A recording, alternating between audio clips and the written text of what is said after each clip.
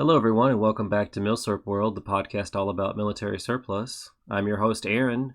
With me today is Danny, Will, and our special guest, Othais from C&Rsenal. Say hi, everybody. Hello. Hi. Howdy, everybody. Was that funny, Othais? Because I went to a full-on, radio voice? No, I just it was great waiting for everybody to figure out who was supposed to say hi first. Yeah, it's a little awkward. Yeah, I'll cut that out where they're a little bit more seamless. Well, Othais, what have you been up to as far as, besides, obviously, C&Rsenal? Yeah, other than work. We're actually, weirdly, I have been buying guns, which is something I haven't been able to realistically do in a while. So I have been just hoarding repeating shotguns because we're hoping to do a series starting sometime next year on the history of the repeating shotgun. Wow. Neat. How far back does that go?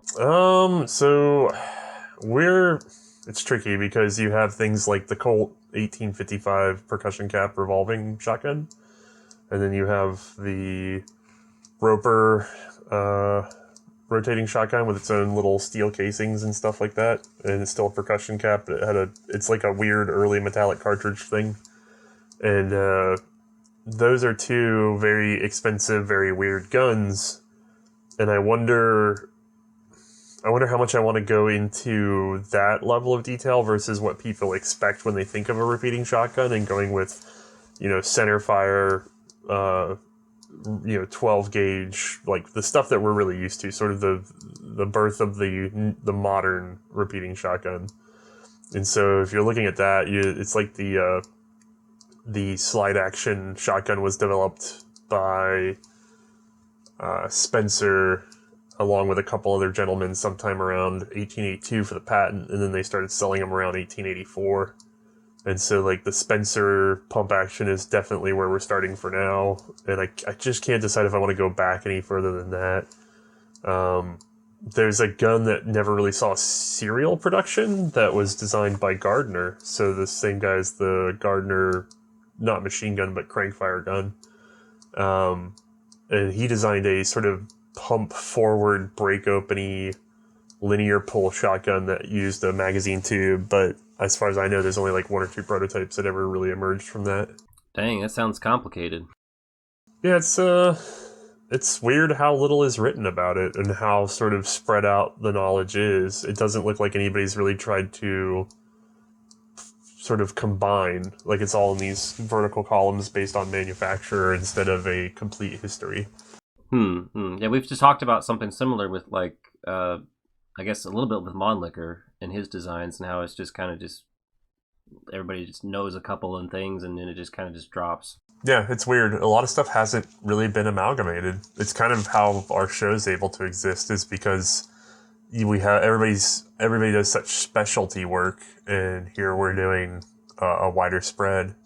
Will, what have you bought recently, or have you done any kind of thing? For Milsurp stuff, it's been pretty slow. Honestly, I haven't bought anything in probably close to 2 months or something. I think the last transaction I had, I sold Danny that Danish Crag, but yeah, I haven't bought anything in a while. I've mostly been doing other personal stuff and doing some more modern stuff with my business, but not much C&R stuff in a while. It's been slow. I saw you trying to buy stuff. Yeah, I go to every gun show, every now and then I see something, but sometimes it's a big flop and there's 4 things there and they're all above market value. But I guess it just depends. Sometimes you get lucky, but you got to go 5, 6, 7, 8 times before you get lucky again. Yeah, I know that feeling. It's interesting because people are like, "Oh, you found what?" That's the people do this thing where they brag, "Oh, I got it for $250 or whatever." But I think the one thing where a lot of collectors sort of either lie to themselves or each other is they do this thing where they're like, "Yeah, I got it for $200 and it's only $600." And it's like, cool. How many hours did you spend looking for it that you could have been paid for actual work? Oh yeah, when you take it from that perspective, you don't make much money on it when all the time you invest searching like I used to do. I used to get on Gunbroker every evening and spend 30, 45 minutes just scrolling, hoping to find something. But when you consider it more of like a hobby, I guess you don't think of it so much as your time spent. Yeah, it's not so much as a hobby to me as just an obsession. Yeah, there's a certain addiction level, I suppose, there. Yeah, you have to, for me, like just recently, I just bought another M9530, and I I was like, I have to buy this so I can keep being interested in this hobby of mine. It's like I haven't bought anything for like 8 months. I need to buy something. I think y'all are a little different than me, though, in that I have a pretty strict rule where I only get one of a certain model, but I know some of you guys like to get multiple of a specific model. So I do like to stay broad like that and not try to get too focused in. Like some people want to collect one make of every year of a certain model or one of each manufacturer or such. You mean like Mike? I usually create pretty tight rules for myself for collecting, so I don't just buy a bunch of stuff in every direction. When I started out collecting, I went for a World War II collection, and then the show sort of morphed into World War One just by happenstance. And so when we went to World War One, some of it I bought, some of it I borrowed, but I basically had to start liquidating my World War II collection to keep the show going for a number of years. So I had a very impressive World War II collection that's now just gone, and or it's scattered very much so. And so I've sort of started putting together a little World War One collection just because of the necessity of buying things sometimes. But for once, I'm actually kind of excited because I'm actually doing a shotgun collection, which is something I never thought I'd collect. But I looked at what it would take to do this next series, and I was like, oh, I could just own this. Like, the values are very low. The shotgun market is very underappreciated in terms of innovation and quality.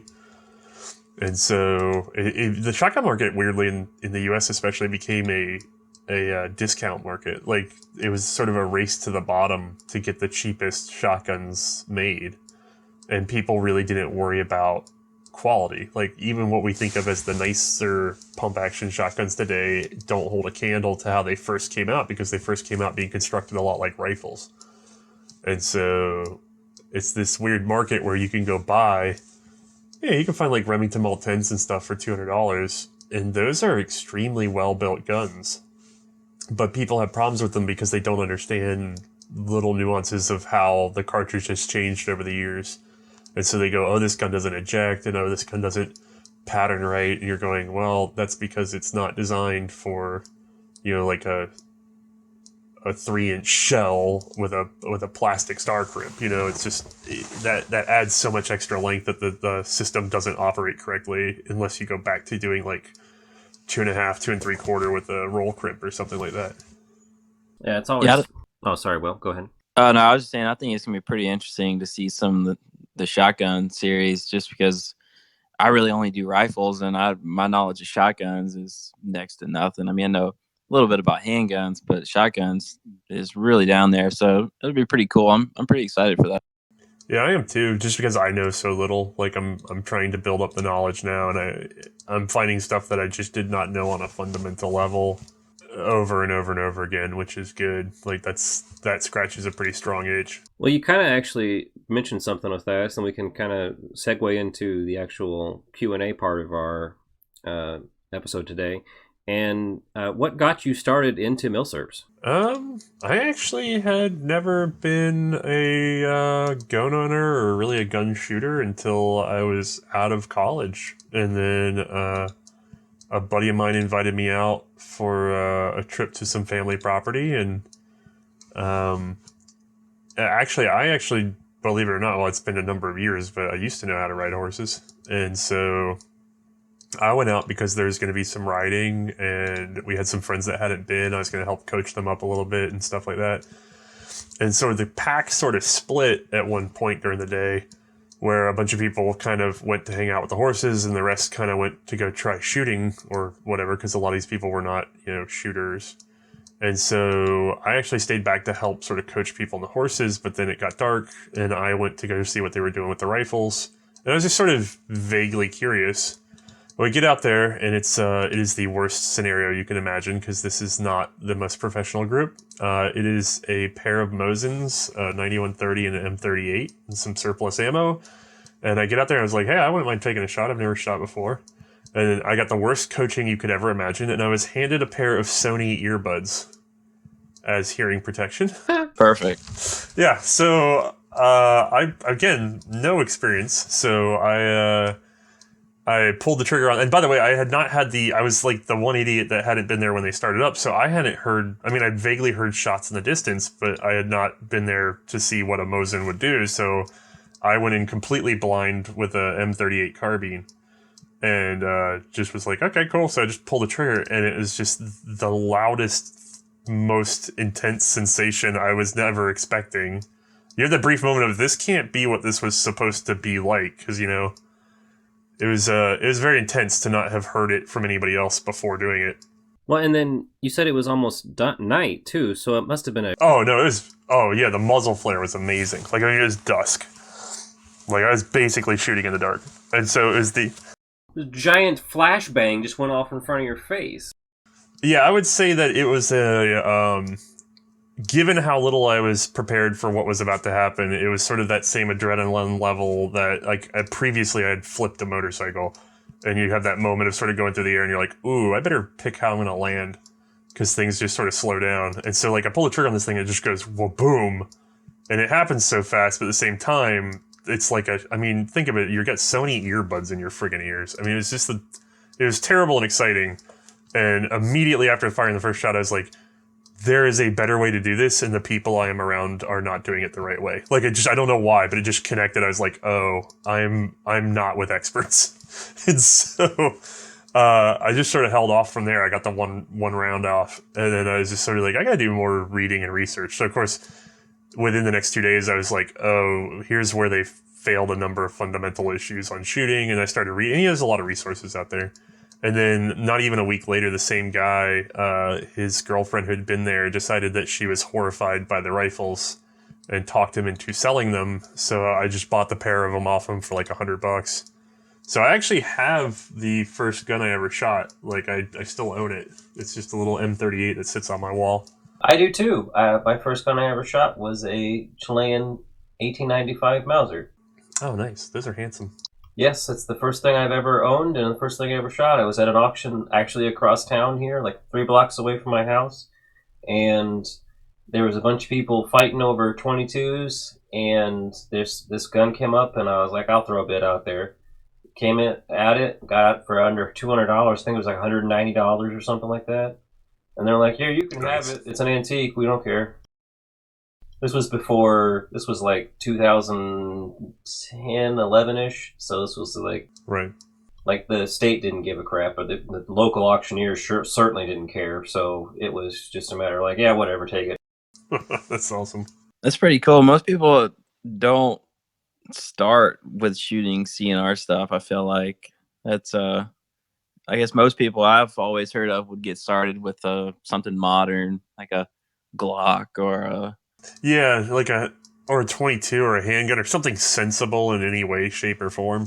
Yeah, you got thrown to the wolves. Oh no, it was amazing. Like, it was one of those moments where you just, I don't know if you've ever done this, where you've been around a group that you assumed knew exactly what they were doing, and then you realized they did not know exactly what they were doing. Like, it was just like, I don't know anything, and I know that this is not what we're supposed to be doing. Yeah. Yeah, I can definitely understand. I got a good visual from that. I took one of my buddies to the range one time, and I don't know, he was really comfortable around handguns and very competent, but he got a big chunk of his thumb chewed off by the slide coming back because he was doing the nasty double grip around a semi-automatic pistol. The revolver grip.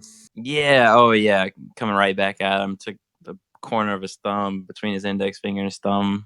No, but after that, it was like I ended up with 2 rifles, well, rifle and carbine, and I was trying to figure out what the markings meant. I actually gave the long rifle to my roommate at the time. Like, I wasn't thinking to own even 2 firearms.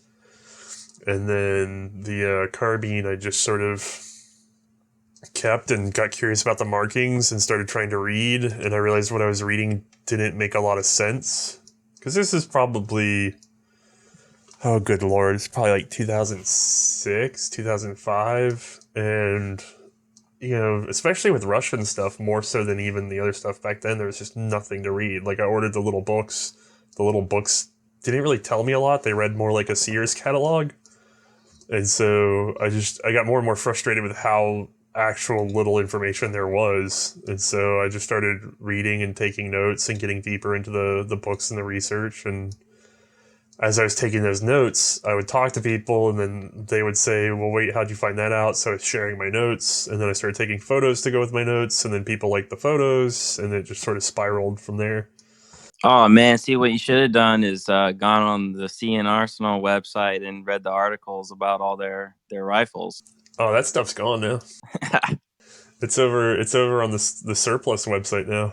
Yeah, I learned so much several years back on the old website reading the articles. That was one of my favorite things. I used to go on there and find the specific weapons I didn't really know much about, because you had some unusual stuff on there too, which was pretty cool. So yeah, I tried. I mean, just whatever I came across, I just try to amalgamate whatever information I could find.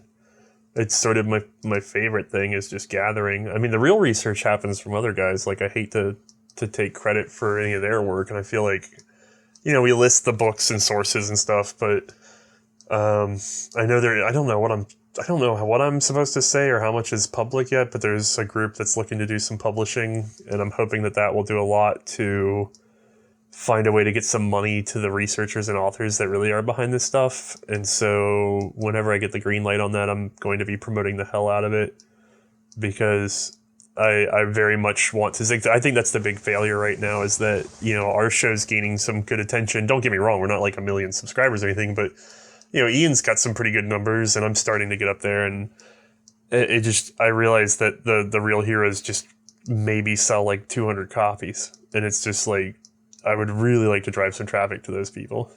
I mean, it's hard today. The way you present everything is so important. I mean, I hate to say it, but people in my generation, you know, I'm so much more inclined to watch a video than I am to read a book. So I'm drawn to y'all's presentation style that maybe the older generation might not be as much, but the newer generations, it's tough to get them to resort back to books when someone else has already put such good visual presentation in front of them. Yeah, nothing beats a well done book, but to be fair, as someone who has read a lot of these books, a lot of them could do with some real editors. Like, they'll get into these spirals, they'll use confusing language. Like, I mean, I'll be reading a book in English wondering what the heck I just read, because you're dealing with someone who they have a very nuanced understanding of what they're talking about. And I doubt they've had anybody in their life that's willing to discuss every bit of it with them before, and now they're putting it on paper. And it's almost unintelligible sometimes, especially with certain authors, especially anybody from before 1980. It gets really difficult to read some of those. And I've definitely, I mean, it's still true, because I've definitely handed Russian language books to Russians and have them been like, I don't know what the heck he's saying or why he's saying it this way. I'm confused. So apparently it's universal to all gun researchers, but I think there's sort of a feedback that could happen there, which is that the writers could probably pick up on how to communicate, and then I would really like to see some of the video work drive more people towards reading. Because if you figure, even if we can get, if somebody puts out a book that is just fantastic, but they sell 200 copies in all of 5 years, I mean, if we can triple that number, that's not even a huge number of people to have said. You know, it's like, can we get 400 people to care about reading this book? Probably. And then you're tripling what their, you know, impact was. So the authors are probably pretty happy. Yeah.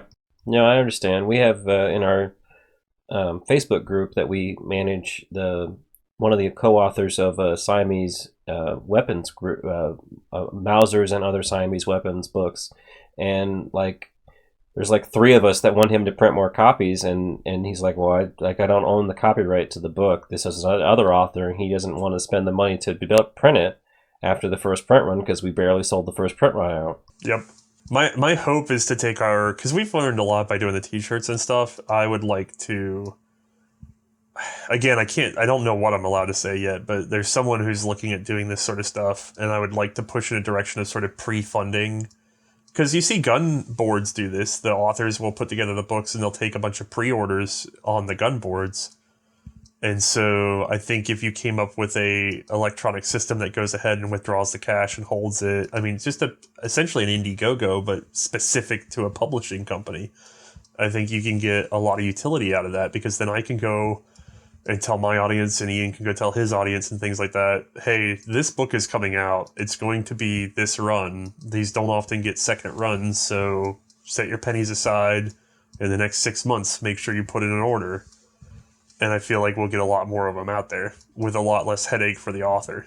Yeah, and like quick, like done. They don't have to worry about selling out the first print run or something. Like they've already got it pre-sold. Yeah, that's the huge problem, is that the guys who do the research then end up responsible for the financials of sharing the research, which is just insane, because I don't know, it's just two totally different worlds. Well, I guess we'll just get going down the list here, Danny. Do you want me to just keep saying the questions? I don't think I forgot to send them to you.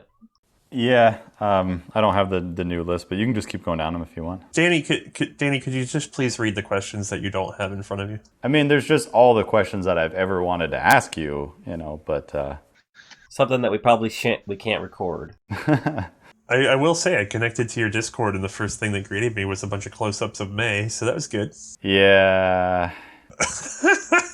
We apologize for that. That was not professional. I was discussing with Danny last night that... Yeah, I was like, she looks a lot different. May has the kind of face that, like, you change one attribute on it and suddenly she's a different person. Yeah, so the pictures we were looking at, so everybody understands this, was a picture of her with glasses on and straight hair, and a picture of her without glasses and curly hair.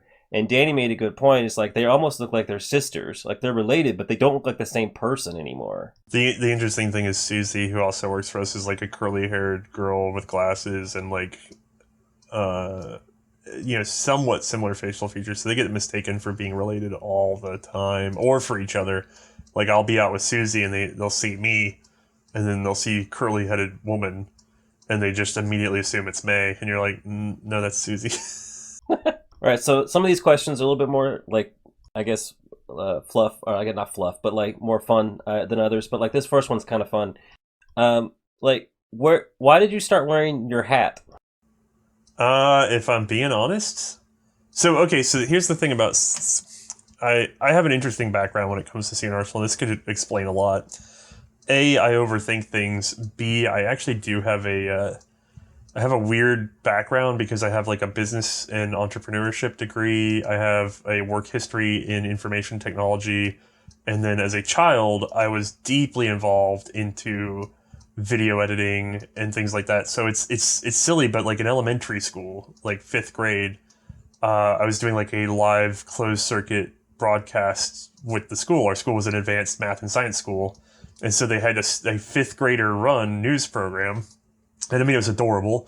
But I mean, I was literally queuing up tapes that had been pre-recorded and then doing a live video mixer cuts in 5th grade. Because it's simple stuff. It's just that you don't normally teach it to children. So I had sort of a video background. I had a business background. I had all these weird backgrounds that sort of kind of came together to form my ability to just sort of fund and set up and figure out how to do C&Rsenal and not have it immediately collapse in on itself, because it is a extremely expensive, extremely many-parted program, and it shouldn't really exist. Like it's been 4 years of basically hell to get it where it is, but it's working now, which is amazing.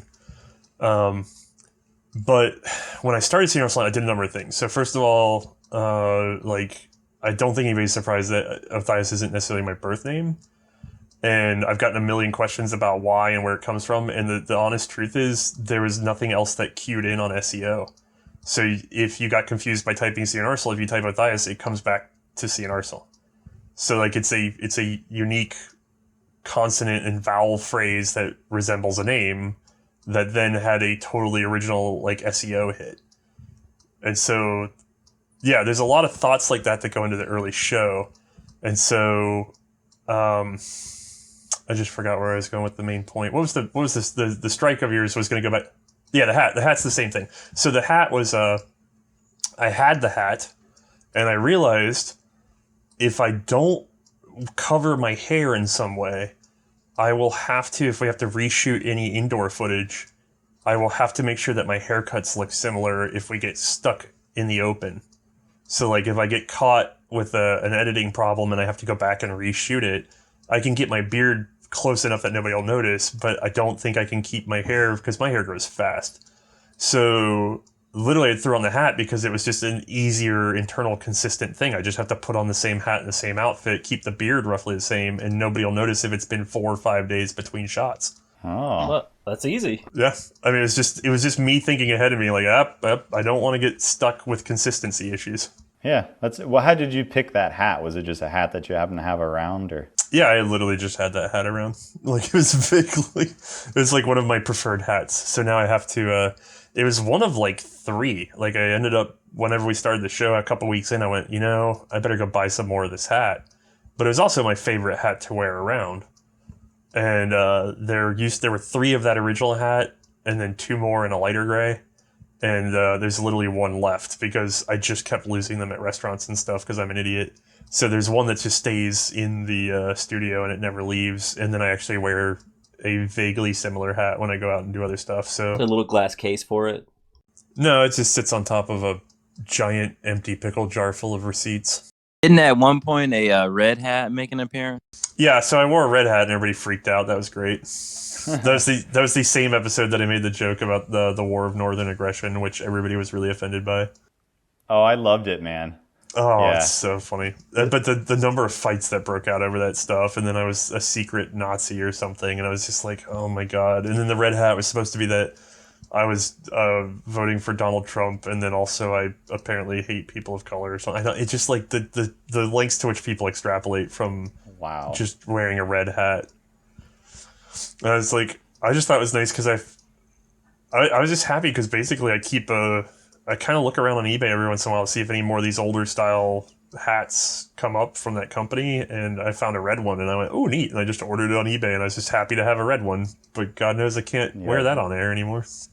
I had no idea that red hat would make you a racist. Oh my God. That's the Rolling Block episode, if anybody's curious. Yeah, that's a good one because I like rolling blocks. I love the War of Northern Aggression, though. Yeah, actually, we had a running gag where I would not say the Civil War. Like, I was just picking different terms for it. I mean, some were like Union style, some were like Confederate style, but I was just using different... I wanted to make a game out of just never saying the American Civil War, because there's so many euphemisms for it, but then people were getting so upset about it. I mean, just really upset about it. See, I love that, though. You got like Easter eggs in your shows that the true followers find. Yeah. I noticed them. I noticed that you used like a northern-sided one and then the southern-sided one. And of course, being a southerner, I like the southern-sided one more. But it was good. Yeah, I got it. It's supposed to just be a little tongue-in-cheek, like we're all getting along, but apparently we apparently are not. So whoops. All right, going back right into the show-related items, like, what will... Like, I know you're talking about doing a new series. We talked about that already. Like, what will May's role be in the future? Will she still be like the side person that helps shoot the guns, or? So May's always been the demonstrator because when we started, I knew how to run the cameras and she did not, and she was the correct size. Like, she makes the guns look correct, and I do not. I mean, I'm only about 6'1", but 6'1" puts you way above the soldiers of the time. And then I'm kind of a beefy dude. Like, I think I weigh like 260 now or something. I'm a fat guy. And I just don't do it justice. I pick up a label and you're like, oh, that's kind of a big rifle. But May picks up a label and you're like, it's almost as tall as she is. And you're like, that's how the soldiers were, And so that's how she ended up being the demonstrator. And also just so I could run the cameras. Because you notice we switch when I'm indoors and I had to read the material. It had to be that I was presenting the material because I knew it and she did not. And then honestly, if you go back and watch early episodes, it's very clear that May is just not a very good public communicator at first. She understands what she wants to say. She just doesn't have the words for it. And then as the show's progressed, there's actually a lot of people that used to complain about her that have come back and said, I should have given her more time. Because her ability to communicate what she's experiencing has gotten a lot better over the years. And it is just, it was a hobby show at first. It didn't become professional until at least a year in, Yeah, I definitely got a sense that she's become a lot more comfortable in front of the camera and just, being able to just laugh and make a joke. The honest thing is, and I don't want to give too much of May's personal history away, but she came from a house where she did not get a chance to speak. Like there was no talking in her childhood. And so that sort of area of her brain sort of atrophied, and she's just not a huge talker. And then through the show, she's gotten to where she can actually get pretty good at telling people what she's thinking and experiencing. And now that she's got the rhythm to it, the terminology is all sorted out, she no longer has to slow down to think about what she's going to say. She can just say what she's going to say. And I think it's been really good for her, and she seems to enjoy it a lot. So with her talking more, we're hoping to actually use that, because I'm thinking, and this is not for sure, but I'm thinking in the new series, she may be our narrator. She may just be the only host, because it is a little confusing to have two hosts, and I want to do a more compact shotgun show. So there's a high chance that you will have a on-camera May-only show. Now, in reality, I'll be doing a lot of research and helping out and everything else, but it'll sort of be like a role reversal where she gets to have the lead and I do more of the support work, because we're both full-time now, which is great. Nice. I think that'd be pretty cool. So if she's going to be the only one on camera, how are we going to get our Othais fix? Well, the good news is if we do the no show, the big rule for the new show is it cannot replace a primer, because people want primer every other week. That's the core of everything. The way things have run for the show is that I basically, for the last 4 years, have been working somewhere between 70 and 100 hours a week, just making an impossible thing work. And we finally got funding enough. That's insane. Yeah, there's a weird period where we had funding enough that technically I was making money, but not when you divided it by hours. And we finally got really close to being able to have both of us full time. But the show is also starting to stagnate. I was actually starting to have health issues just from the sheer stress of it. And we went ahead and we're at like 90, I think we're at like 96% right now of where we want to be to have both of us full time. But we went ahead and just made the push, and we just pulled May in full time right when we decided to do Project Lightning. I was like, nope, quit your job. We'll cover the bills, and we'll run this Project Lightning thing.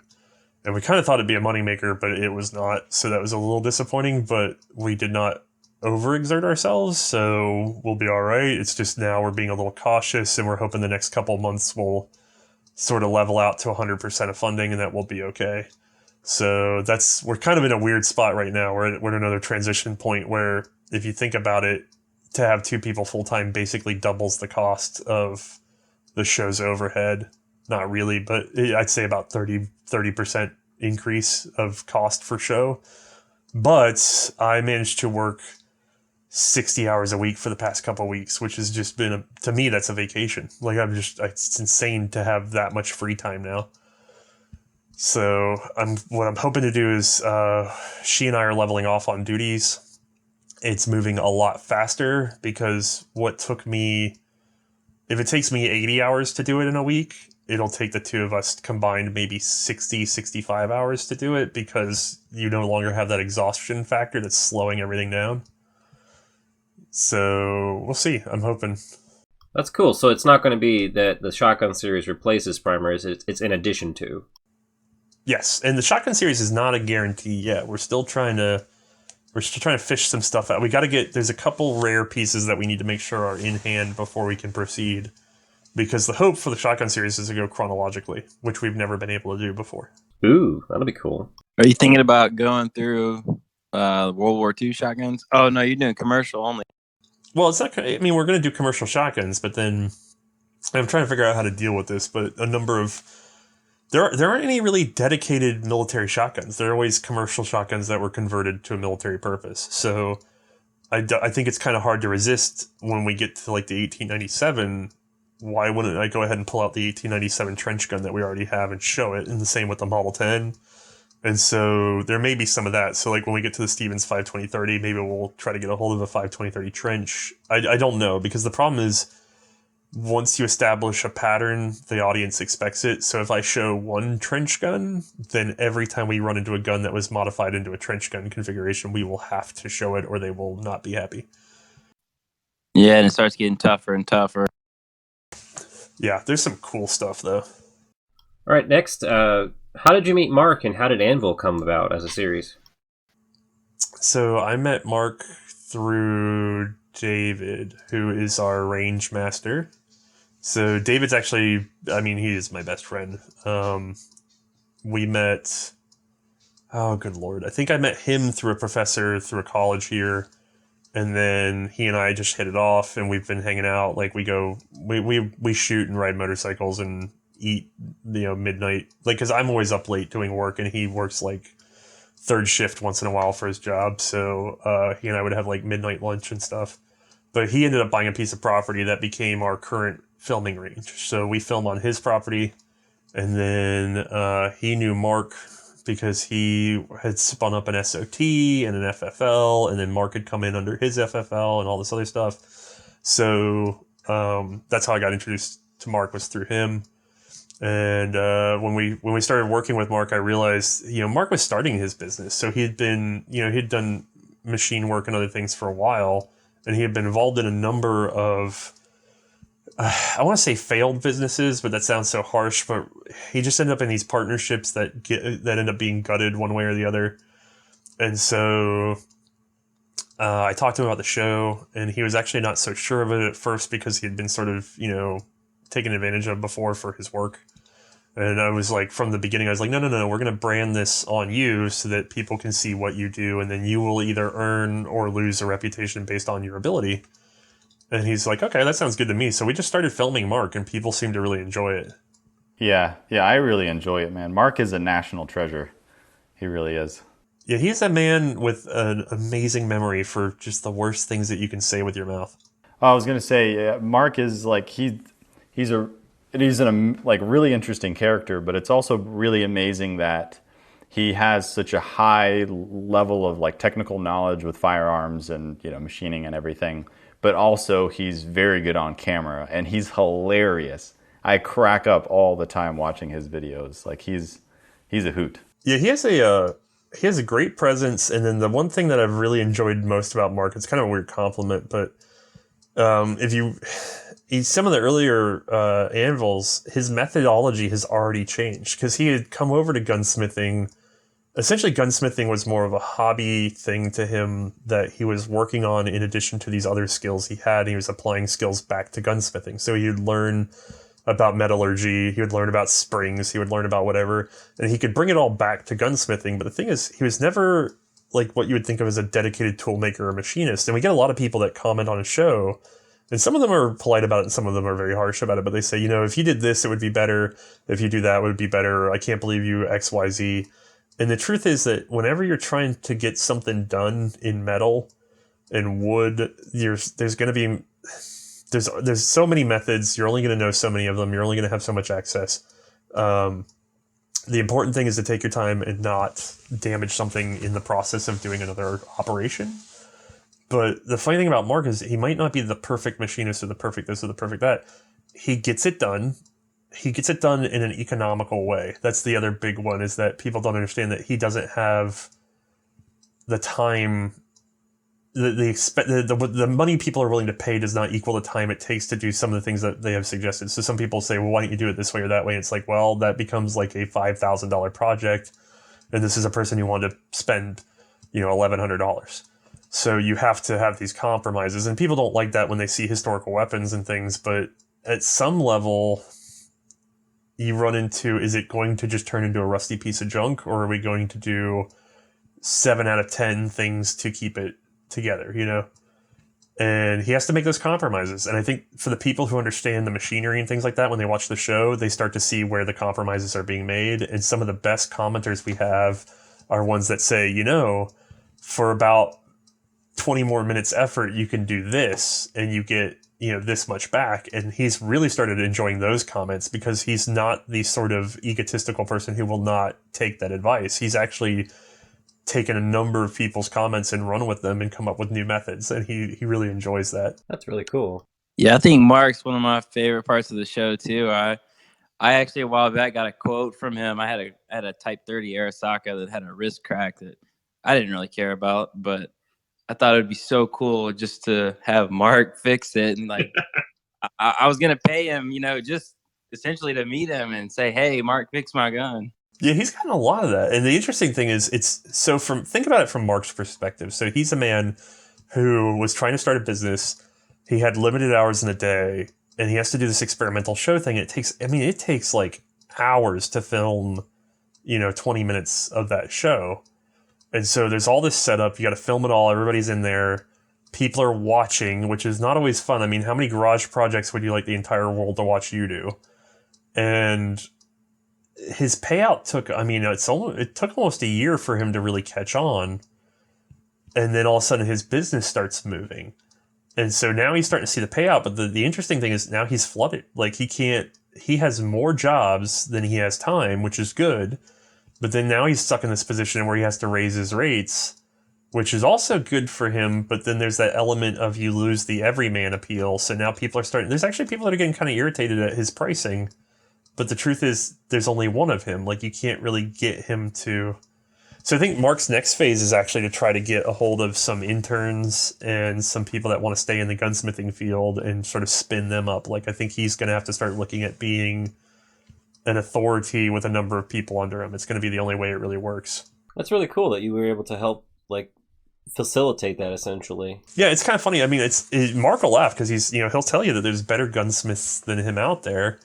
It's just that nobody knows who they are, where to find them, and what their competencies are. And by going on camera, he kind of shows you what he's good at, and he even shows you what he's not that good at. And you can judge for yourself whether or not you want to send something to him. And it's kind of an interesting resume. Yeah, it's like a review, but it's him providing like an example of his skill level. Yeah, you can't say that you don't know what you're getting when you look at what you send to him, So this is kind of funny, because I know you've gotten some stuff. So what's the strangest request you've ever received from a fan? Well, the problem with that is we have May, so we've had. Let's. I know there's probably some really terrible things for May. Yeah, we've had some. We've actually had at least one stalker so far. It's been amazing. Honestly, not so many weird requests. Like I get a lot of people that ask me very detailed questions about things, and I feel apologetic, but I'm a generalist, and I put everything I know into each episode, so. If you've watched the episode, you pretty much have to go find the books that are listed below and maybe do even some more research, because I've put everything that I think is relevant in each episode, except for maybe like indexes of markings and stuff like that. Like that kind of stuff, you're going to have to pay the author or at least go find the book, because I don't have the time in the day to sort of track down everybody's question to that degree. So I feel bad about those. I was going to say that Danny, with his own video series that we're doing, that's now Milsurp World, he's had a lot of fun with clips, right, Danny? Yeah. The your M1 video where you said that the M1 magazine can only hold 7 rounds, but the clip holds 8. Yeah, that just blows people's minds. They're like, what? No. It's like, no, really, the magazine holds 7, the clip holds 8. Yeah, it's true, though. So I just call them all clipazines now, just to piss everybody off. I think some of the weirder ones usually have to do with like business propositions that just make no sense. Like people trying to send me art that we will shoot so that they can promote art. Like just stuff like that where you're like, I understand what you're trying to go for here, but it doesn't really fit in the theme. It's going to confuse our viewers. Like we get stuff like that. Like, what do you mean art? Like literally, I paint pictures of. I mean, it's like I think it was like abstract stuff too. And I'm like, we're not going to be able to see the bullet holes. It's not going to make. Everybody's going to wonder why we're shooting art. Also, if you think your art is worth money, then why would we shoot it? Like it's going to devalue. Like it's just weird stuff. Like just weird. That would just be a big distraction, confuse people. Yeah, and I actually get a lot of messages. I feel really bad. A lot of people are like, you should do an interview with this person, or you should do this. And they're very noble ideas, and they're very good ideas. They distract from the center line, like they deviate. Like I've had people suggest that we should do like a basic pistol handling training video, and I'm going, but that would be, you got guys like Pat McNamara and stuff out there that are doing high speed tactical stuff that they can watch all day. I think we need to stay in our lane and do what we're good at. Yeah, I think y'all do a good job of conformity and regularity. It definitely adds professionalism. I think 9/10 of the enjoyment about C&Rsenal and Primer especially is that you can compare between the episodes without too much of a headache, because they're not all one-off custom episodes. They all have a format so that you can get an idea of this versus that. I mean, it's not perfect, but it does help, I think. Yeah, I like that a lot. I think that adds a lot to the show. But honestly, it's funny. But every you talk about requests that people get, every time it's springtime, so my inbox is starting to fill up with this again. A big one that we get is every time it gets warm out, we get a whole bunch of people that are like, "Hey, I'm coming to Charleston, and I want to buy you a beer, or I want to get lunch with you," and I just unfortunately have to blanket say no, because there's a period where I've definitely had offers of like 6 lunches in 1 week, and I'm going, I can only eat so much lunch, and then let's be honest, it's going to be more than just an hour, and I have to get work done. It's celebrity status, man. I think it's just more that I'm in Charleston that benefits that, because I've talked to other guys that are in more remote areas that are more popular than I am, and they're like, I never get emails like that, and I'm like, yeah, I don't think you're in a vacation city. And so I think it's just the sort of confluence of, oh, hey. Yeah, I used to get something like that back before I changed my name to Milsurp World. I used to have a lot of people messaging me like, oh, I live in so-and-so Florida, we should meet up and shoot guns. And I'm always like, I don't know if I want to shoot guns with somebody that I just met on the internet. You might want to consider it. I've heard there's one famous couple on the internet that got together from one of them messaging the other one online on an early video. Well, Danny's married, thankfully. Well, I mean, these guys aren't married. As far as Danny goes, I think we did meet up though, Danny. We were random dumbasses meeting up on the internet together. Yeah, that is true. I mean, I actually like internet. Yeah, how did I meet you guys? I can't even remember. This was all because of the Facebook group, guys. The Military Mausers Facebook group. Yeah, it's weird that people think that there's something terrible about making friends online or through the computer, but it's how we interact nowadays. It's not even that weird. Like, if you have a shared interest, then most people are, generally good. If you want to be paranoid, go to a brightly lit public place to meet your new friend. But, nuts to that. We got a guy. Before we had Discord, we had a Mumble server, because my entire life I've had a voice, well, not my entire life, but since I was a teenager, I've always had some sort of, VoIP server of some sort, because I've been an idle video game player for most of my life, and I got used to sort of the old pubbing and clanning days, and I just sort of kept a voice server around. And when we started C&Rsenal, a few people would bumble in, and a small group of gamers on the West Coast actually sort of bumbled into our Mumble and took it over a bit. Like, I let them just sort of fill it out with more game playing and stuff. And so we ended up with this, a couple dozen people that hung out on the regular, and then we switched to Discord, and it blew up to a little bit bigger. But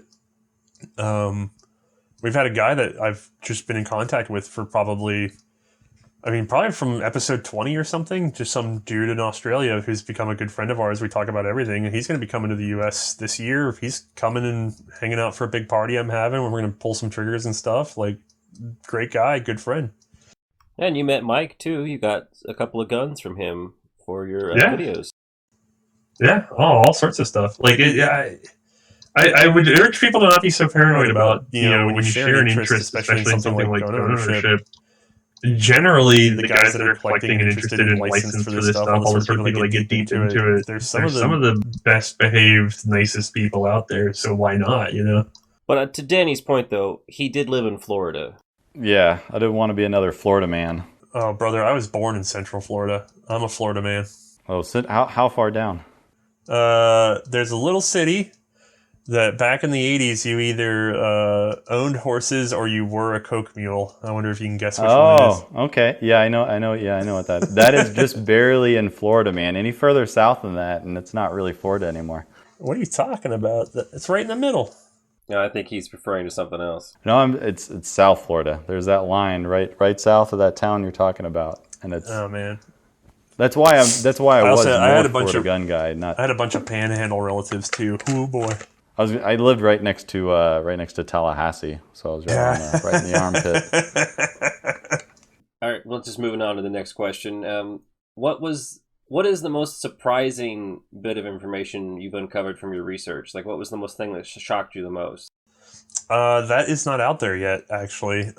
We have a guy who is I gotta be careful how much this is gonna hurt the market. It's gonna be really weird to watch what happens with this. But essentially, the books are wrong about the U.S. trench guns, and they are very wrong, and in a significant way that impacts collectors. And so we are still pouring through everything, and I've got our guy Andrew from Archival Research Group, who is a hero. And if you look up Archival Research Group and you want to know a little bit more about what he finds, he actually has a Patreon. So I think for like $1 a month, you could directly support someone who's doing very real research on U.S. ordnance, and you can get sort of firsthand information a little faster than everybody else.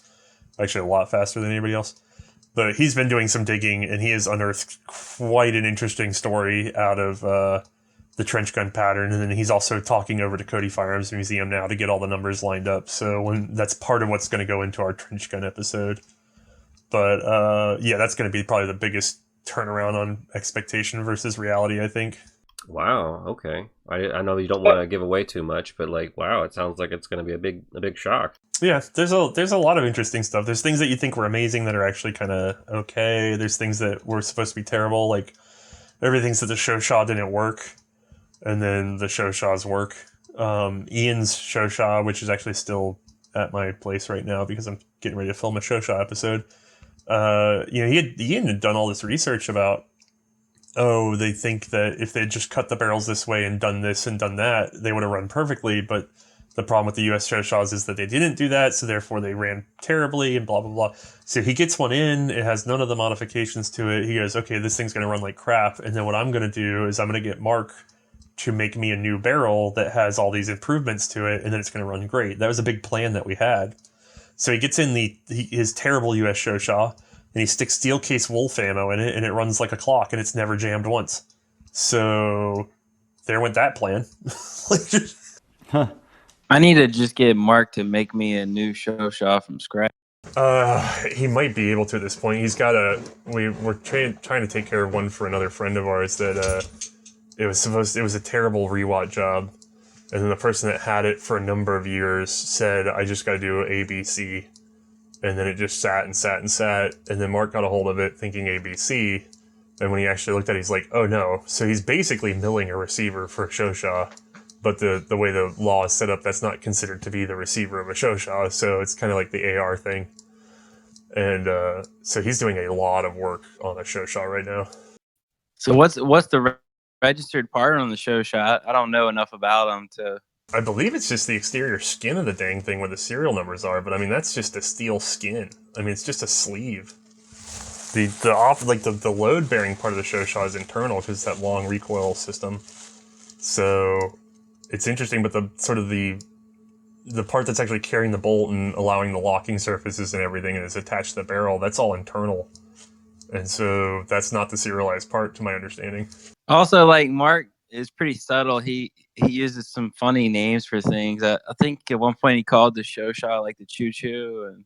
And he refuses to give in to the correct pronunciation crowd because he feels like the minute you start trying to pronounce things the correct way, everybody's just going to dog you about it all the time, which is what happens to me. Oh yeah, man. It's getting pretty crazy, honestly. Yeah, it is a little disheartening to put together like an hour and a half video on something that has more detail than anywhere else, and then someone wanders in, it's like, well, I'm from Germany and you pronounce it this way, and that's literally their entire comment, and you're just going, okay, well, glad you enjoy it. Thanks. Yeah. You're like, I don't speak German. Yeah, that's perfect. It so reflects Mark's personality when he does that. Oh yeah, he's very flippant. Something else I just thought of, we were talking about the Shosho jamming thing, and this comes up quite a bit, and I always like to mess with Mike about it too, is the 1903 low serials. Oh yeah, the poor heat treatment. Right, and I actually had it, I had said it so many times to Mike because he just hates hearing it, that it actually autocorrected my phone when I said low serial, and it would say blow up. Yeah, I still haven't decided if I want to shoot mine. I don't know. Has it been shot? Do it. I don't think it's legitimate, but it's like, do I want to take a 1 in 10,000 risk for it? My advice to people for that is like 145 grain. You know, don't feed it the hot stuff, but like something that was period appropriate, like keep the load low, and it should have blown up by now. You know what I mean? Like it's the whole problem with those guns is that there was a chance to create sort of a shear point. And so if they were going to fail, they should have failed a while ago. And the whole reason that they caught them failing is because of inconsistent ammo during World War One. That was like the whole thing kicked off, like the heat treatment thing kicked off during World War One because of poor World War One ammo blowing up. And this is another thing that's actually interesting. This only came out after we did our 1917 episode, but they had 1917s blowing up. So if they're blowing up 1917s, I feel like the heat treatment is sort of the minor issue in that whole batch. Like, yeah, okay, the heat treatment would make it more likely to fail on very hot ammo, but you had ammo hot enough to blow up 1917s. And that's something that's never talked about, actually. But again, Andrew apparently found documents where they had massive failures of 1917s at the beginning of production. Wow. Because they just switched That's over insane. Yeah, they were like, okay, we've been making these things for the British. We'll just turn around and make them in 30-06. And then they just started blowing up because, and this is part of the research is still in the early days, but it looks like Winchester might have been really screwing up ammo for a little while there. Like there may actually be a very strong fault with Winchester ammo that's sort of been covered up and forgotten about for a number of decades, but Winchester was likely the bigger culprit in blowing up rifles. So then, oh man, so it's like a huge, it could potentially, and I'm just speculating here, but like there's a potential like this was like, okay, we're just going to blame the heat treatment because that's actually a potential fault. But well, no, it's that you could go ahead and fix the heat treatment because why wouldn't you? Because like when they started blowing up, they looked at them and they didn't like the crystalline structure of the steel, and they said, "Oh, these were not treated." And then that's when they went back and they looked at the pyrometers and went, "Wait, why aren't you guys using the pyrometers?" And they're like, "Oh, we just look at it when it turns this color." And like, you read the pyrometer. Like they'd gone off the scientific method and started eyeballing stuff, and that was the problem. And so. That was a problem that was found because of very hot ammo, though. Like, if you had been shooting really standard, like pure standard 30-06, especially the 30-06 that was available in those early years of production for the low serials, you would not have ever found the problem. You may have had a few break up over a number of years, but it probably wouldn't be enough for you to really notice. It's just that when they started failing really rapidly, it looks like, because it's so hard to tell, you have to go track down a bunch of memos, but it looks like they started looking in all directions. They looked at the ammunition and they looked at the rifles. But because there was significant loss of production 1917s after they'd already been made for the British for a number of years without any problems with the 303s, I would suspect that what you were dealing with was like extreme case pressure coming from Winchester ammo. But again, that's all. We found a couple memos that point in that direction. The trick is, a memo is not a sworn testament in court or anything. It's a memo. So you have to that's the direction they were looking. Did that pan out or not? We got to go find out. You know what I mean? Yeah. See, that's interesting because if the ammo is hot enough that it's blowing up in 1917, my first two questions is then would that same exact ammo blow up a properly heat treated 1903, or are there 1917s that also were improperly heat treated? Yeah, it's again, you're asking the right questions because this is all not fleshed out. Nobody mentions anything wrong with it. Right. Nobody mentions anything about popping 1970. That sounds terrifying. You hear it and you're like, there were 1917s blowing, and you're like, yeah. So that's terrifying. Wow, that's very interesting. Man, you just blew my mind. Yeah, completely. I get stuff like this in my inbox once in a blue moon, and it's just like, and sometimes it goes nowhere, by the way. Like, you can find one memo or one little scrap of paper, and then you go back, and it gets dismissed. Like, someone else then goes, nope, we did all the research, and it turns out that's wrong. It ended up being this, and it's something you might never think of. So you got to be careful. You can't just run around repeating, oh, the 1917s were weak, or oh, the Winchester ammo was terrible. You have to, it's this weird game of, okay, well, where's the reality in here? It's a stack up. I work in manufacturing. It's a stack up issue. Yeah, it is. Independently, they would never have been found, but together, it's a bad result. Possibly. That's if that memo it's just bizarre, but you got to, again, there's internal bias. There's things that happen. You never know. Yeah. Out of all the stuff you've covered so far, can you pick a favorite pistol, rifle, shotgun, machine gun? Particularly bolt action rifle. Danny's very much interested in bolt action rifles. Yeah. Oh, which one's my favorite one? Yeah, like what you've covered so far for the series. I mean, if I was going to bet my life on something, it would probably be like the 1917 so far. But that's just because I'm a big dude and I can haul around a 1917 without it being any real problem for me. Yeah, I have one, and that is, it's longer, heavier, and bulkier than a lot of people think it is. Yeah, it's very dense, but if I had to make a shot and make it count, that aperture sight and that Mauser style action is just, it's everything I want.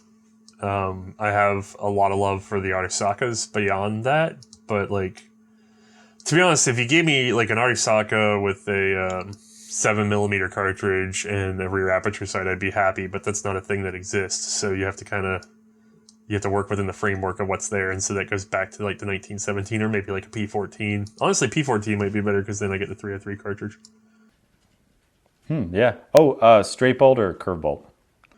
I actually, well, the dog leg on the 1917 has always run fine for me, but I actually prefer a 90-degree angle bolt. I feel like you get more leverage, and I'm not. So, I mean, I guess if I was on a horse, I'd be more annoyed because it would be poking me, or well, not even poking me, but snagging on stuff. But it just doesn't feel that critical to me to have the tucked-in bolt versus the extra leverage. Straight bolt, Danny. Booyah! Oh man, you're breaking my heart. I just want the surface area and leverage so bad. I've had a number of guns. We've had guns, we've had ammo problems. We have other issues just because of the number of guns we deal with. And every once in a while, you got to take something to the table and just smack it open. And whenever it's like a cavalry carbine, it's a friggin' nightmare because you can't smack it open without damaging the stock unless you're very careful, and then you can't get the leverage you want and blah blah blah.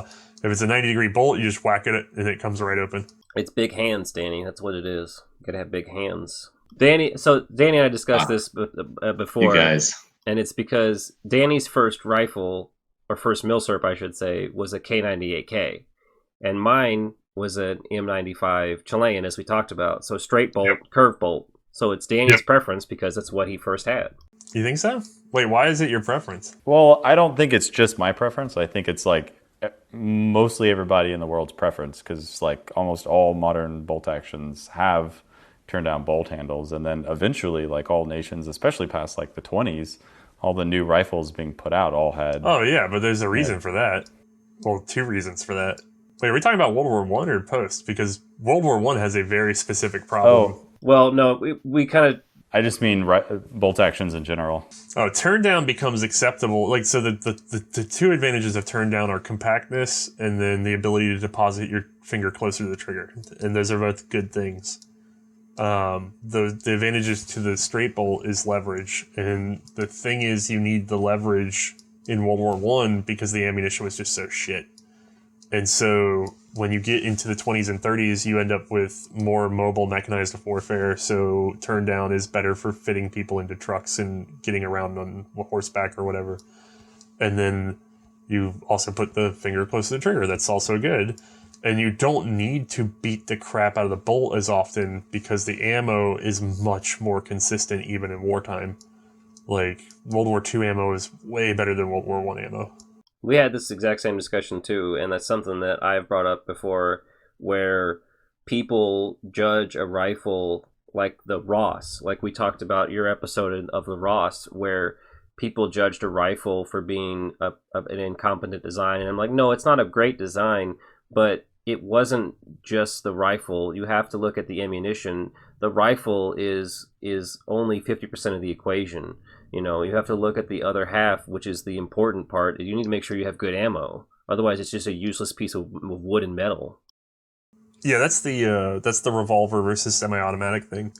I still occasionally run into people who believe that revolvers are more reliable or simpler than semi-automatic handguns, and it's like, the revolver has been mechanically more complicated than the handgun since about like the 1950s.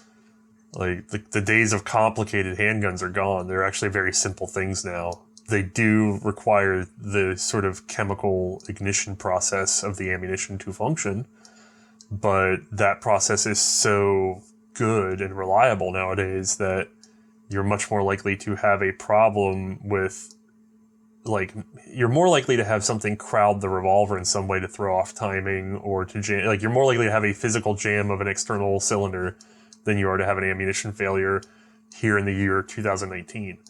But 1930, you're getting that cusp. You're getting that weird phase where the handguns are finally over, like the pistols are taking over the revolvers, and the ammunition reliability is getting up there high enough that the pistols are taking over the revolvers. So it's weird. You talked about your personal collection before. Like, what do you regret selling the most? I wish I could say I regret X, Y, and Z. I miss things that I used to own, but I actually, a lot of C&Rsenal was funded by the fact that I was sort of dug through the deep south at a time when this stuff was not as popularly known. So I had a very valuable collection that I sold to keep the show afloat. So we're talking about, like, I had put $250 into, like, a complete lee-enfield Mark V. Not a number one Mark V, a Mark V.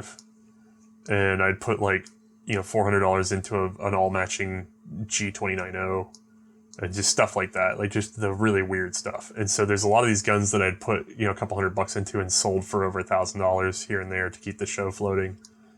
So there's been some cool stuff through my hands. I actually sold Ian my Lebel M27.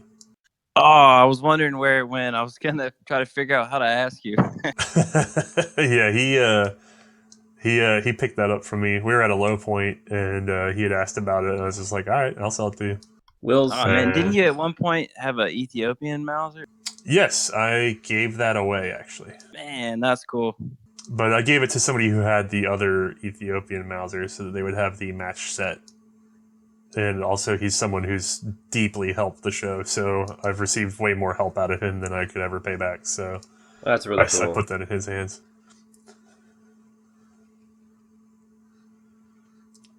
Yeah, I found that in a pawn shop in, I believe, was it Maryland that had the magazine ban or something kicking? It was some sort of AR ban. I can't remember now. All I remember is I was in Maryland, and I would go check out. It was like a family thing, and then I was just checking out some gun stores here and there, and I walked into one, and there's this huge. Oh no, they had created like a state registry or something like that, and or a state process that had gotten backed up. Is that what I'm thinking of? This was a number of years ago. Anyway, it was a northern state. They were having some sort of state approval system that had just become completely slammed. They were about to have a law come down. So the only way people could figure it out was to go to the gun store and stand in line and check to see whether or not whatever had happened. And so there's massive lines everywhere I went. And I would walk in and start looking at the old guns, and then I'd just be like, hey, I just want to buy this old gun. And they'd just let me to the front of the line because I was actually buying something. The gun stores were just going crazy trying to deal with this. And so I remember I asked one of them, I was just like, what's going on? They're just like, well, you better do this because you won't be able to X, Y, and Z. And I was like, oh no, I'm from the South. We'll just buy whatever, whenever. And they got all mad. I was like, no, I come from a state that's not banning anything. I don't know what you guys are doing. Yeah, Danny talked about last episode about Utah, didn't you, Danny? Yeah. Is Utah doing something? No, it was all the FFLs there, man. I ran into a lot of really dumb FFLs, a lot of dumb gun stores. So I was in St. George, Utah, went into this gun store randomly, and they had this beautiful Gewehr 71, all matching, good shape, and everything. So I'm like, all right, I'm about to buy this. This thing's amazing. So I go up and I'm like, hey, I want to buy this. And they're like, okay, well, let me have your driver's license and stuff. And I was like, well, this is an antique, right? Like, I don't have to do that. And they're like, no, yeah, we do that on all rifles. So I'm like, okay, whatever. And I give them my Florida driver's license. And they're like, oh, you're from Florida. We can't sell this to you. I was like, no. Oh, God. I was like, no, really, you can. For one, it's a rifle. And two, it's an antique. It's a he just didn't know. He didn't care. And oh my God. Yeah, man. And it's funny because that thing was $800, but it was so nice. I was like, I'm gonna do it. Like, were they a lot older? Were they older guys? Yeah, no, not super old, no. And they were like a bigger shop. Like they do a lot of like hunting and fishing stuff. So this is so weird. I've noticed this. The other big one that's actually died down more, but for a while there with the gun broker stuff, is that people would want you'd find FFLs that would only receive guns from FFLs, and you're like, that's not how this works. Like, they'd want a copy of the FFL that it shipped from, and you're like, you don't need that. You can just put in the person's name and address. Like, I get if you ask for a copy of the driver's license so that you just know that you have the right name and address, but even that's not a requirement by law. So it's like, okay, if you ask for the driver's license, that's fine, but like, the whole I need the FFL thing was just nuts for a while there. Well, and then I still run into issues with me because I don't have a quote unquote full FFL. I have the O3, which is the Curio and Relics license. And I get the last 2 guns I bought on Gunbroker had to be shipped to a friend of mine who lives down the road who has a full FFL, or a real one, as I was told by one of the guys. Yeah, for an 1891 Argentine and an 1886 Mannlicher. Well, those weren't even produced. Yeah, okay. Well, the 86 Mannlicher is an antique just right off the bat. Yes, and I know that the 91s could potentially not be, but mine was because we verified it by the serial and by the manufacturer. So it was like, I know this is an antique. Well, it doesn't matter. I have to set it to an actual FFL, and I'm like, it is an actual FFL. This is the game that they play, though, is to make everything confusing enough that people get paranoid and start trying to CYA. And CYA is where you really start to lose a lot of your flexibility. I've actually tried to buy stuff from private individuals before, and I've told them that I needed to get their information to record in my A&D log for my FFLs.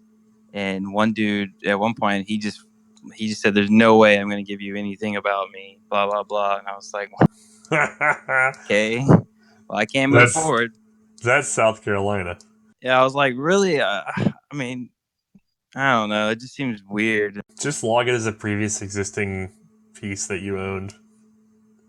It's a private sale state. That's the problem, is those logs with the O3s. The O3 requirements are not compatible with a private sale state. It's actually really weird. Here, I've definitely seen people, like, it's pretty much, it's not how it should be. Well, it's how it should be, but it's not how it's legally set up. But most of these southern states around here, so like Georgia, South Carolina, North Carolina, that group, and probably a little bit further out, the gun show private sale is very strong. They don't want to know. They don't want you to tell them. They just want it gone, and they want their money.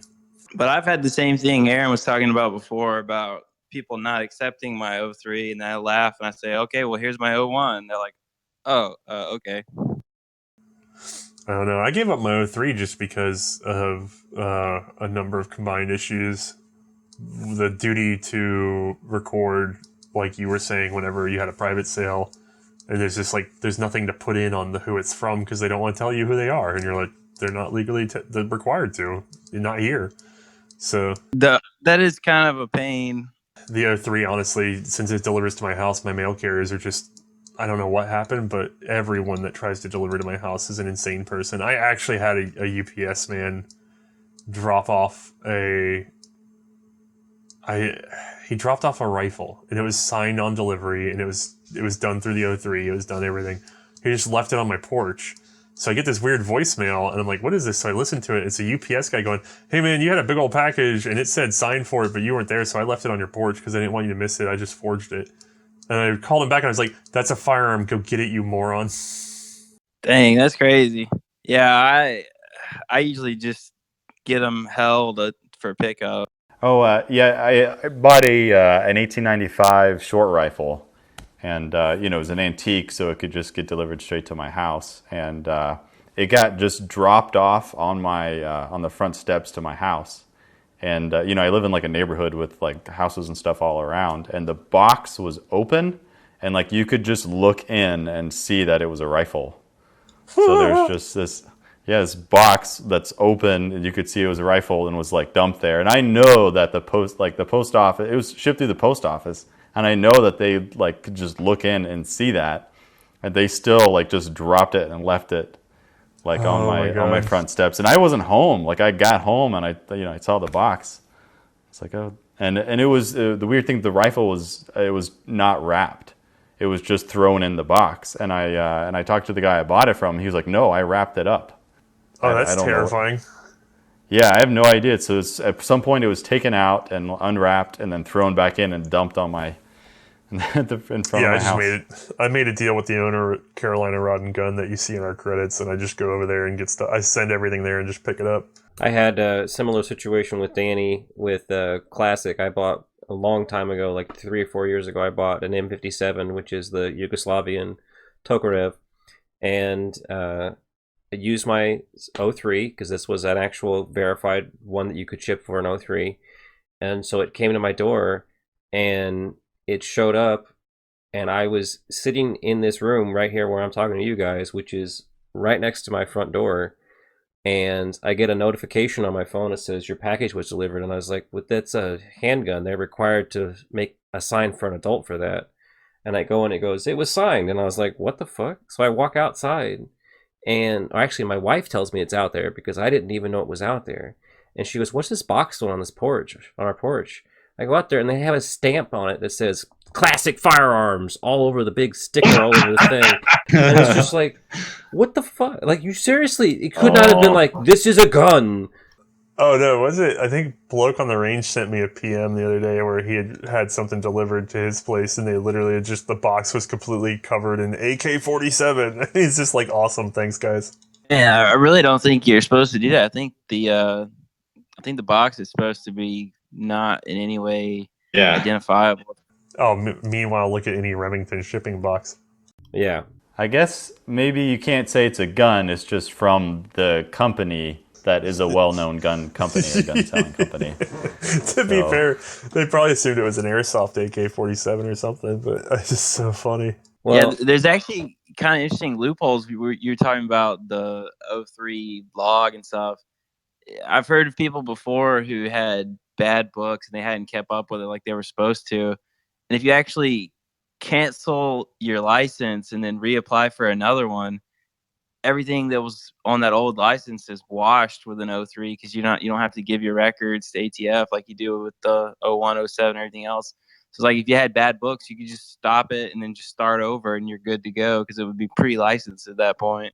Yeah, I just gave up. Being in a private sale state, I just gave up on the 03 and just. But then again, I have a sweetheart deal with an FFL, so that's my prerogative. Like, and even if I didn't have that sweetheart deal, I have another sweetheart deal. Like, I can just. I'm a jerk. I'm totally taking advantage of my privilege. Yeah. It's the transfer fees that kill most people that they don't want to do that. But if you got a situation like that, I mean, that's way better way of doing it. Well, the best part also, I mean, I'd mentioned this before about the 1891 is that's the guy that said I had to get a real FFL if I wanted to have it shipped to me. He spelled my name wrong, and he also spelled the address wrong for the FFL that I actually sent it to. So it got held at FedEx because the FedEx delivery guy saw it, and he knew the guy that it was going to, and was like, this isn't going to go to his address, so let me just stop it and call him, because otherwise I don't know where it would have gone. Well, I've definitely had stuff from Gunbroker and things, like, because Gunbroker hands over your information for billing purposes, and I've definitely had stuff shipped to my house that was supposed to go to the FFL, and I'm not even kidding, like, to deal with the headache of it, multiple times I've had guns just show up at the house instead of the FFL, which is just such a huge problem. Yeah, so, what do you do at that point? I would just pick them. I would just drive the box over to the FFL and have them log it into their logbook. Like, I'm just that honest, where I'm just like, this will clear up any paperwork problems. Like, I will just take it. Yeah. I mean, technically, I guess the transferring between my house to the FFL is bad under ATF guidelines, but I'm quite sure the local ATF agents would be like, okay, as long as it went through the logbook and you went through the background check, I don't give a crap. Yeah, no one would ever. It's that or ship it back and forth. And, like, I guarantee you the way they want you to do it legally is to ship it back and forth. But I'd just rather drive the 2 miles down the road and get it in their logbook. Yeah, I mean, I've never even been inspected. I've had my 03 for like 4 years now and my 01 for 2 years. I've never once even been inspected. So I don't think they got bigger fish to fry. Well, I think we kind of need to wrap it up here, but real fast, I know this is a big question that we've done a couple episodes on, actually. Not real fast, but like, what would your most underrated Milsurp be, Othais? Like, what it doesn't get enough credit? I used to say the Japanese rifles, but they're starting to get credit. And then you could have said, like, the French rifles had such a terrible reputation, but they're actually quite good, but Ian's fixed all that. Oh boy, let me think. Because those were the big two, but that's all been straightened out. I suspect that our Arisaka episode had a lot to do with that, because I see a lot of people praising the Arisaka now. I can give you an example of a low one that Danny likes to make fun of a lot. What does Danny make fun of? Danny. What do I make fun of? I make fun of a lot of stuff. You got to be more specific. The boot of Europe. Oh, the Carcano? Oh. The Carcano sort of deserves its reputation. It doesn't, though, because objectively the Carcano is exactly what people think it is. It's pretty ratty. But the context is Italy was... Everybody always likes to think of, Italy as a major power in the Axis, and they like to think of it as a major power in World War I. And the truth is, Italy in those periods was as close to this sort of... you have the industrialized nations that produce their own arms, and then you have these sort of, not third world, but these sort of second-tier nations that would buy from and didn't have internal industry and stuff like that. And Italy sort of straddled those two. They had internal industry, but it was still very much, trade style instead of true industrialization.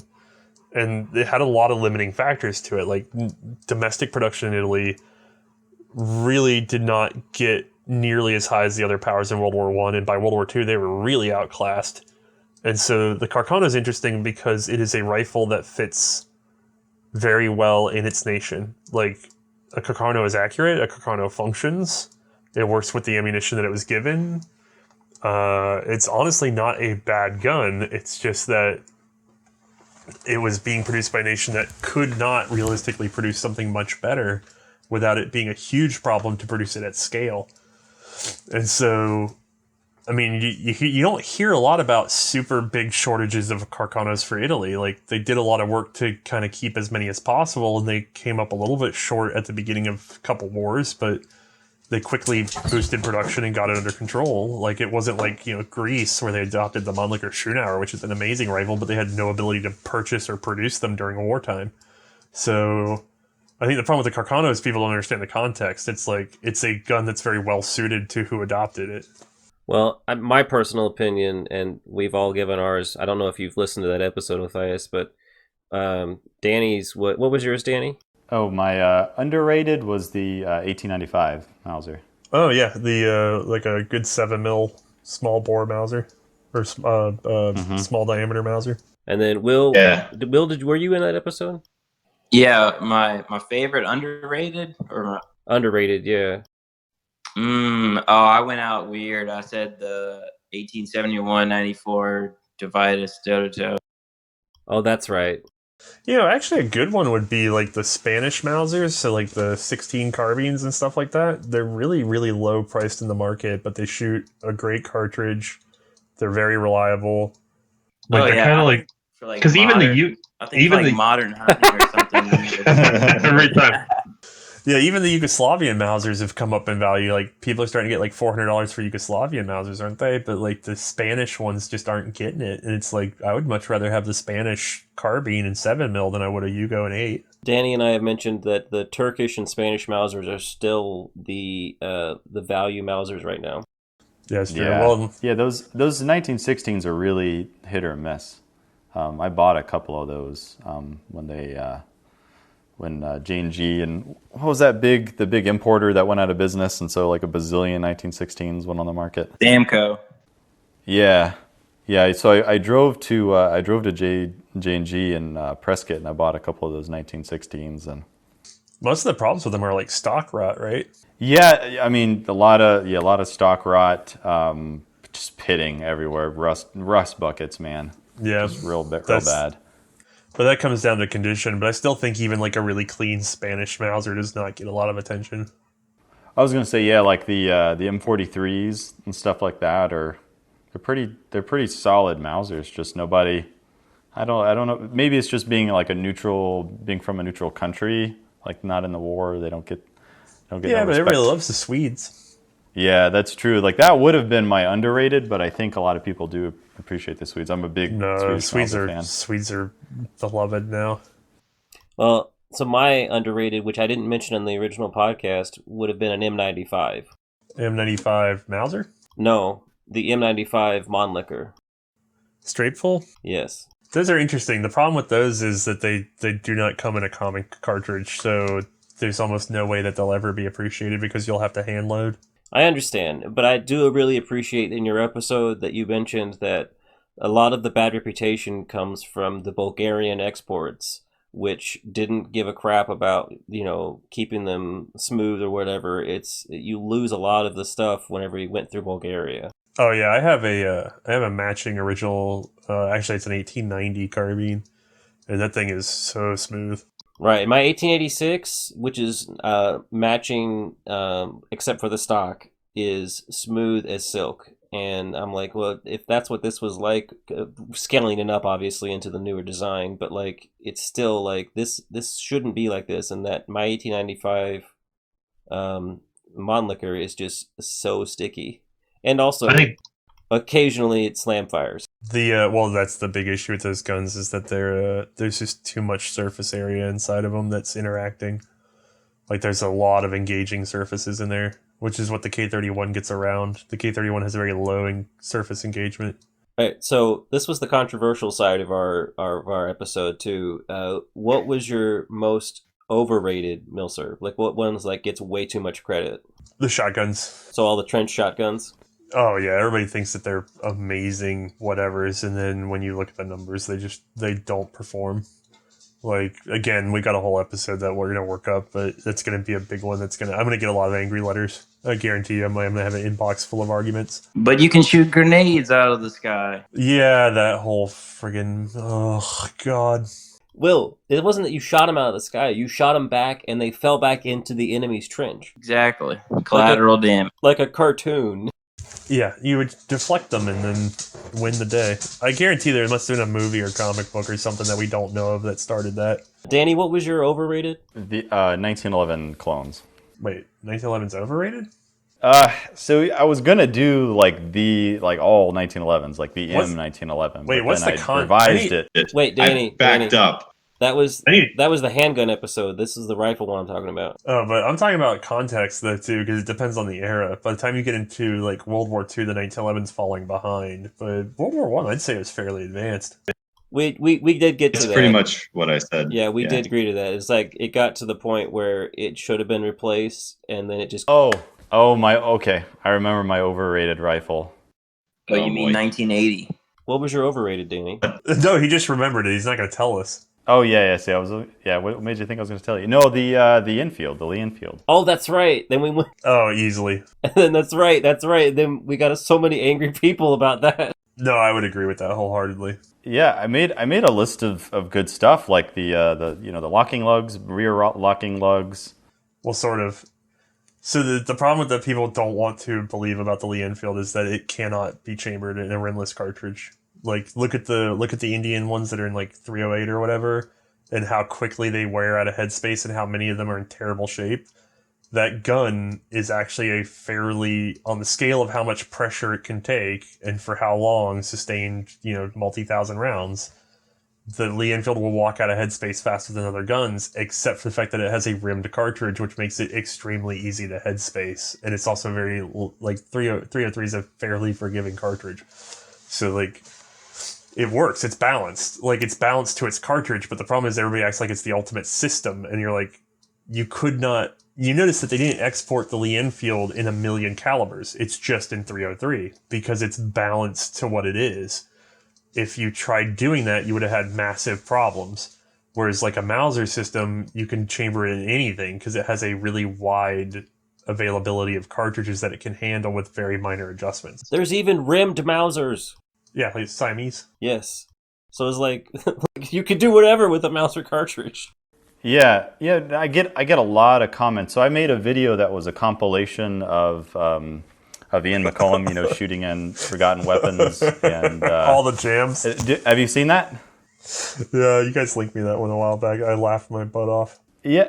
So I get a lot of angry comments and stuff, about it jamming, and it's funny, but lee-enfield people that are defending the rifle, they always give like one of like 5 excuses. It's either, oh, it's commercial ammo, so the rim isn't just shaped perfectly, or oh, it's probably your magazine feed lips, they're not shaped perfectly, or oh, the rifle was probably just dirty. So it seems like everyone that defends the lee-enfield has to be perfect. I can forgive the chamfer on the ammo, but you are correct. Like if the feed lips can get bent and therefore don't work on a detachable magazine, that's a big problem.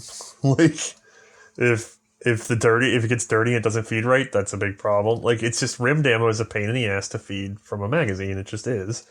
And then I love Bloke, but after we did our lee-enfield episode, I guess it made him it got irritated, so he did that video about rim jams.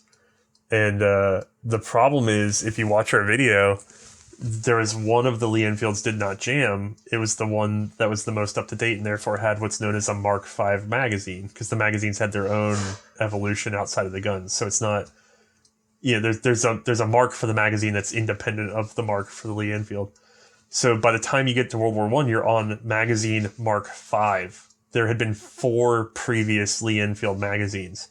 I wonder why they changed them. Like, if the first one worked, why the hell did they make the second one or the third one? Like, why are you 5 magazines deep trying to get something to work? And then if you look at the footage on ours, our long Lee had trouble and our converted Lee had trouble because they both had like Mark 1, Mark 2, Mark 3 magazines. Like, they had much earlier magazines that were not shaped just right. And so they bound up a lot easier. Yeah, it seems like everything has to be perfect for a lee-enfield to be reliable.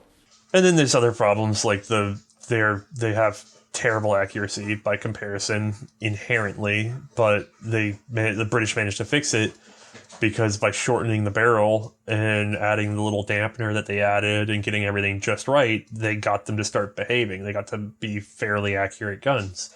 But that wasn't inherent to the design. That was something that they had to go back and fix through multiple iterations and lots of research. Like, if you look at documents from the Boer War, they were being outshot consistently by the Mausers. Like, the early 1895 style Mausers were just kicking the crap out of the long Lees, because the long Lees especially are very inaccurate guns.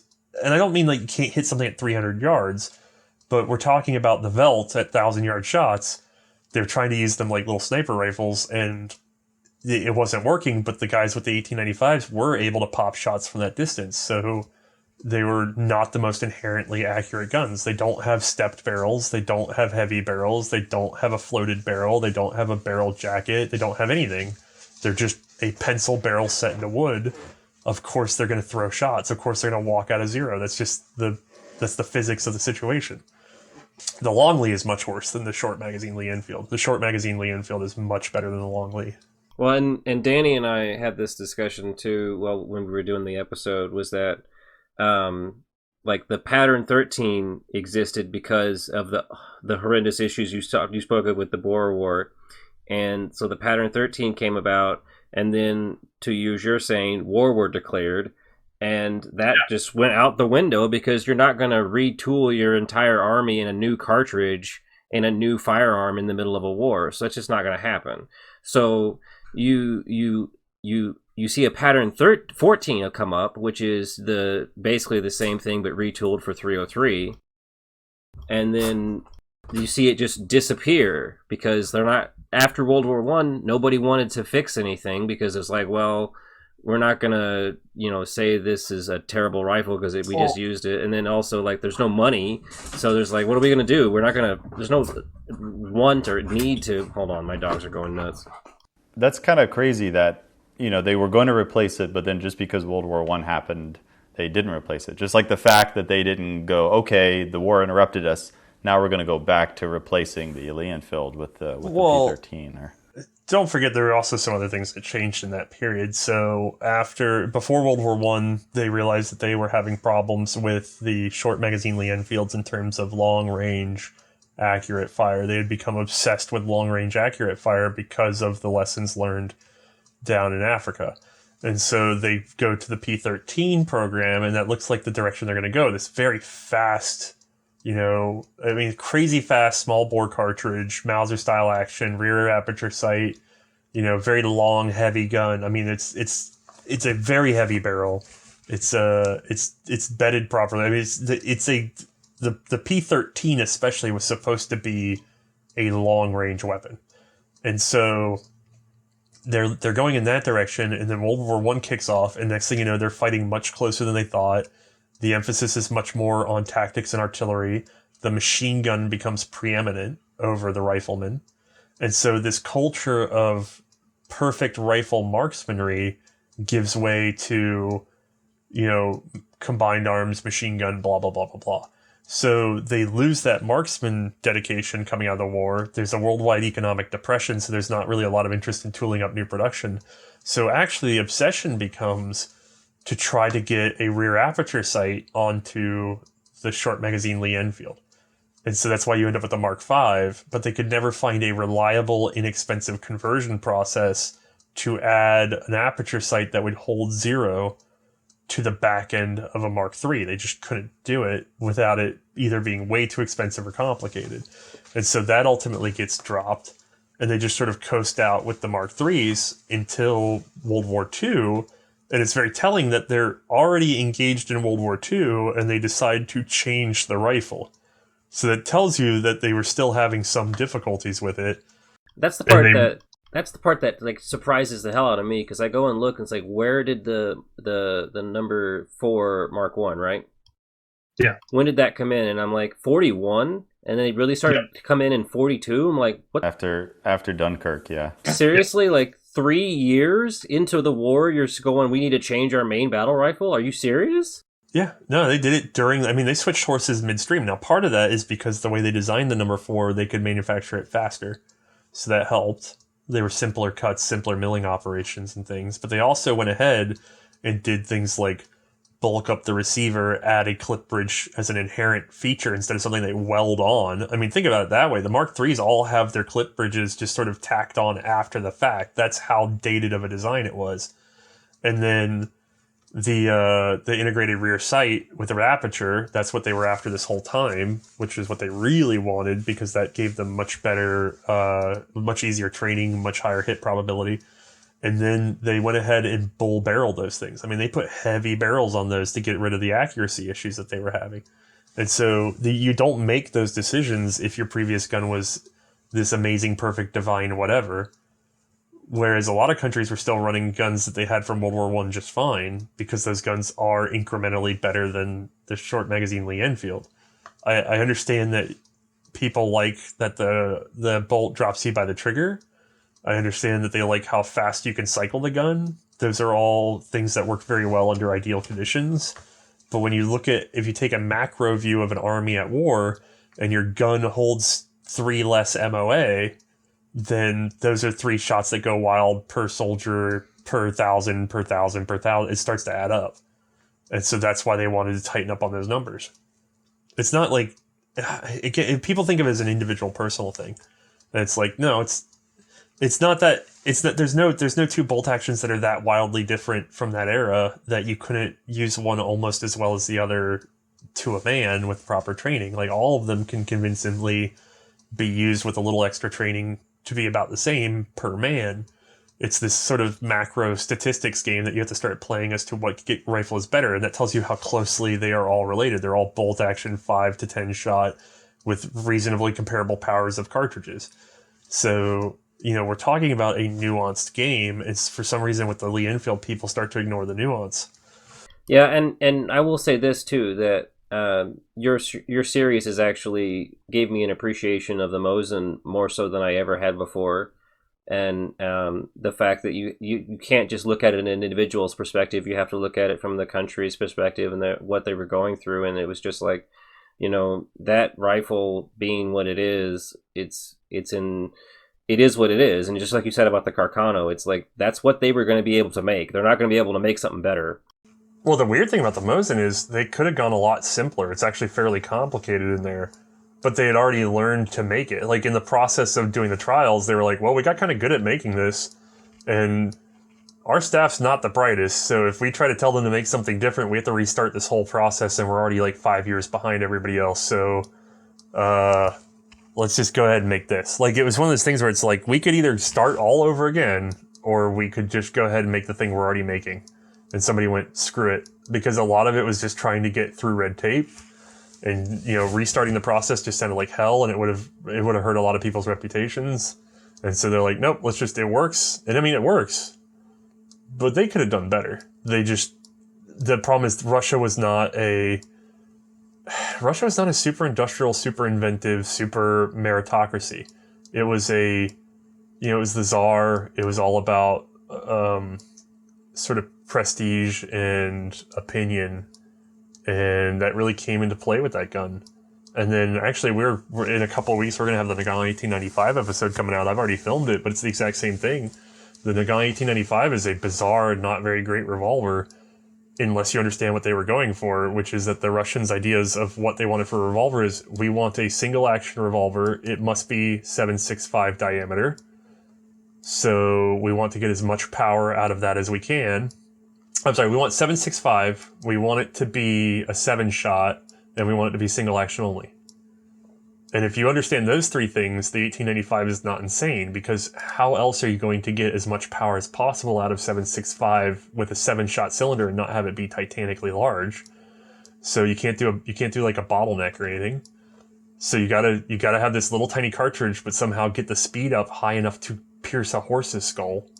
So you gas seal it, and then the gas seal ruins the double action trigger, but the Russians don't care. They want it to be single action only. And then at the last minute, the cavalry goes, you better give us a double action pistol. And they go, fine. And they just shove double action back into the gun. And so when they shove double action back in at the last minute, of course, it's atrocious. So the whole reason the Nagant seems weird is because you're the dumbass that's trying to use it in double action when the Russians never intended to use it in double action, except for the whiny cavalry to make them happy. Like, if you use a Nagant 1895 in single action, it's not all that different from any other revolver. It's just that the double action trigger is terrible. No, and then like you mentioned, I think you mentioned on the Great War Channel that the reworks were also terrible too. Oh, well, the reworks make it much worse. I have a very nice 1904 that is just, it feels very good, very smooth, still heavy as sin though. Well, unfortunately, Danny, I'm sorry, but we have to get going. I have to take my wife to dinner. So, all right. Unfortunately, that's where we're going to have to end it. So I'm going to have to take my lovely wife out for dinner, and so I'll have to get out. We'll have to get off here. But I'm sure Othais would love to come back on eventually when he gets some more free time. I know he said earlier that he has a lot more free time now, so maybe we can get him on again soon. Yeah, I'm sorry I made you chase me a little bit, but every time I turned around, I ended up knee-deep in something else. No, I get you. I think I contacted you right before Project Lightning kicked off, so that probably wasn't the best time. But, well, it is what it is. Thank you all for coming. Does anybody have any plugs? I mean, obviously we have our Patreon, Danny. Yeah, patreon.com/Milsurp and our YouTube channel, which is just Milsurp World now instead of North Florida Gun Guy. Yeah, and then obviously Othais' world-class YouTube channel, C&Rsenal. Yeah, nobody can spell that. You should have said Bloke on the Range, because that would have been great. Yeah, you should have done it. I should get Bloke to come by here. You guys would have a lot of fun with him. No, probably not. All right. Thank you all for coming, and I hope you all have a good rest of your day.